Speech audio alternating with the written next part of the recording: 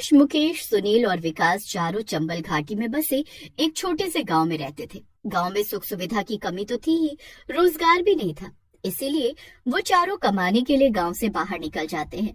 भाई, मैंने कहा था ना कि ये दोपहर वाली बस मत पकड़ो, गांव पहुंचते हुए रात हो जाएगी, लेकिन तुम तीनों नहीं माने। अरे भाई, पूरा 1 साल हो गया, बीवी बच्चों का मुंह देखे। बहुत हाथ पैर जोड़कर 4 दिन की छुट्टी मिली थी, अब क्या एक दिन ऐसे ही खराब कर देते हैं?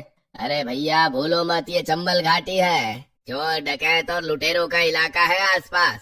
और जाने आज क्या अशुभ दिन है।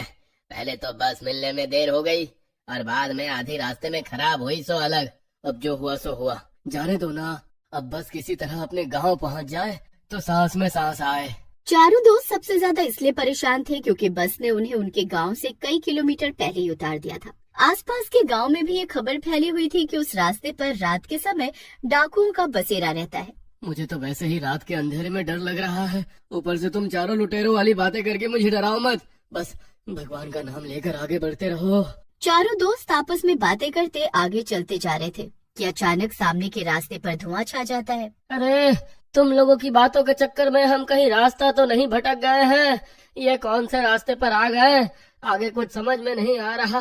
और ये धुआं, यहाँ इतना धुआं क्यों फैला हुआ है? अरे भाइयों, ये सब क्या गड़बड़ झाला है। आधी रात को सुनसान रास्ते में ये अजीबो गरीब धुआं देखकर मेरा तो डर से खून जम रहा है। अब तो मेरी हिम्मत ही नहीं कर रही आगे बढ़ने की। चारों दोस्त कुछ समझ नहीं पा रहे थे, उन्हें आगे जाना चाहिए या यहीं रुककर धुआं हटने का इंतजार करना चाहिए। चारों काफी देर तक वहाँ खड़े रहते हैं, लेकिन धुआं तो हटने का नाम ही नहीं ले रहा था। चारों बुरी तरह से घबरा गए थे। तभी उन्हें रास्ते के दाईं ओर एक छोटा सा टूटा फूटा ढाबा नजर आता है। वो देखो भाइयों, सड़क के दूसरी ओर एक ढाबा बना हुआ है। इस सन्नाटे में यहाँ खड़े रहने से अच्छा है हम लोग ढाबे पर चलकर देखें, वहाँ कोई तो होगा ही, उसी से आगे जाने का रास्ता पूछ लेंगे। चारों को जोरों की प्यास भी लगी थी, इसलिए वो चारों ढाबे की ओर चल देते हैं। ढाबा काफी पुराना और टूटा फूटा नजर आता था। ढाबे का नाम वाला बोर्ड भी अपनी जगह से सरक कर टेढ़ा हो गया था। ये कुछ अजीब नहीं लग रहा। हम लोग कई किलोमीटर से पैदल आ रहे हैं, इस रास्ते पर अब जाकर पहला ढाबा दिखा, वो भी ऐसी हालत में। इधर उधर देखते हुए वो चारों अंदर पहुंच जाते हैं, लेकिन उन्हें वहाँ कोई भी नजर नहीं आता। ढाबे के अंदर तो कोई भी नहीं है, सब तरफ मकड़ी के जाले लगे हुए हैं, हर तरफ गंदी और धूल नजर आ रही है। लगता है यहाँ पर बरसों से कोई आया नहीं है। अरे कोई है यहाँ, कोई है इस ढाबे में?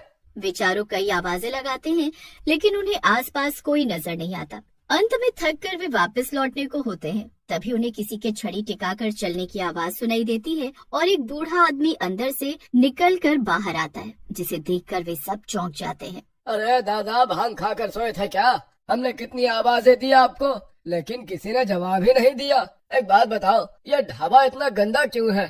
ढाबा बंद है क्या? नहीं बेटा, अब मेरी उम्र हो गई है, इसलिए ज्यादा साफ सफाई अब मुझसे नहीं हो पाती। भोला भटके दिन भर में 1 या 2 मुसाफिर ही यहाँ आते हैं, उन्हें ही चाय पानी के अलावा कुछ ज्यादा लेना नहीं होता। बताओ बेटा, तुमको क्या चाहिए? अब बाबा, सबसे पहले थोड़ा पानी पिला दीजिए, बहुत दूर से पैदल आ रहे हैं, गला सूख रहा है। वैसे यहाँ पर शौचालय है क्या? हाँ बेटा, उधर से दाहिनी तरफ है शौचालय, और ये लो पानी का जग, आराम से पानी पियो।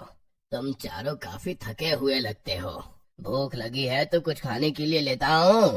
बाबा की बात सुनकर चारों खाने के लिए खुशी खुशी हामी भर देते हैं। खाने की बात सुनकर बाबा वहाँ से चला जाता है। इधर मुकेश अपने दोस्तों को बैठने के लिए बोलकर शौचालय के लिए निकल जाता है। मुकेश शौचालय के अंदर जाता है तो उसे लगता है कोई शौचालय की खिड़की से अंदर झांक रहा है। तभी मुकेश को शौचालय के बाहर किसी की डरावनी हंसी की आवाज सुनाई देती है और उसके बाद भूतिया हंसी की आवाज सुनकर उसकी डर से सिट्टी पिट्टी गुम हो गई थी, इसलिए घबराकर वो बाथरूम से बाहर निकल आता है। भूत है यहाँ। मैं बाथरूम गया तो मुझे एक भूतिया हंसी सुनाई दी और मैंने एक काला साया भी देखा। जल्दी चलो यहाँ से, ये जगह सही नहीं है। मुकेश भाई, अरे घबराओ नहीं, हम सब आपके साथ हैं। ये लो पानी पी लो और आराम से बताओ क्या हुआ। जैसे ही मुकेश पानी पीने के लिए अपना मुंह गिलास तक ले जाता है, एक जोरदार चीख के साथ पानी भरा गिलास उसके हाथ से छूटकर जमीन। अरे मुकेश, ये क्या किया तुमने? सब जगह पानी फैला दिया। बेचारे बूढ़े दादा को अब सफाई करनी पड़ेगी। उन्होंने कहा ना, उनसे अब सफाई नहीं होती। तुझे दिखाई नहीं दे रहा? ये पानी नहीं खून है। ध्यान से देख, वो बूढ़ा हमें खून पिलाना चाहता था। ऐसा खून वाला पानी हम